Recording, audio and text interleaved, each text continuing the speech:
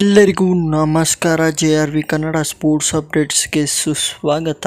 ಭಾರತ ಮಹಿಳಾ ಕ್ರಿಕೆಟ್ ತಂಡ ಈ ಬಾರಿಯ ICC ಏಕದಿನ ವಿಶ್ವಕಪ್ ಪಂದ್ಯದಲ್ಲಿ ಗೆಲುವು ಸಾಧಿಸಿ ಚಾಂಪಿಯನ್ ಆಗಿದೆ ಅಂತಲೇ ಹೇಳಬಹುದು.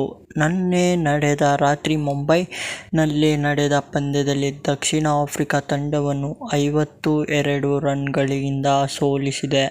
ಭಾರತ ಮಹಿಳಾ ತಂಡ ಮೊದಲ ಬಾರಿಗೆ ವಿಶ್ವಕಪ್ ಟ್ರೋಫಿಯನ್ನು ತಮ್ಮದಾಗಿಸಿಕೊಂಡಿದೆ.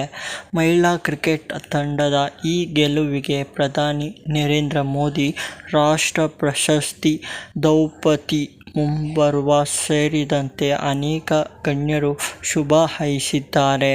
ನಮ್ಮ ದೇಶದ ಆಟಗಾರ್ತಿಯರು ಮತ್ತು ಬದ್ಧತೆ ಮೋದಿ ಶ್ಲಾಘಿಸಿದ್ದಾರೆ. ಇದೇ ರೀತಿ ಸ್ಪೋರ್ಟ್ಸ್ ನ್ಯೂಸ್ ಬೇಕು ಅಂದರೆ ನನ್ನ ಚಾನೆಲ್ಗೆ ಸಬ್ಸ್ಕ್ರೈಬ್ ಆಗಿ. ಎಲ್ಲ ರೀತಿಯ ಸ್ಪೋರ್ಟ್ಸ್ ನ್ಯೂಸ್ ನಾನು ನಿಮಗೆ ಕೊಡ್ತೀನಿ. ಈ ಒಂದು ವಿಡಿಯೋ ಇಷ್ಟ ಆದರೆ ಒಂದು ಲೈಕ್ ಮಾಡಿ, ಆದಷ್ಟು ಸಪೋರ್ಟ್ ಮಾಡಿ ಅಂತ ಕೇಳ್ಕೊತೀನಿ. Thank you for watching my video.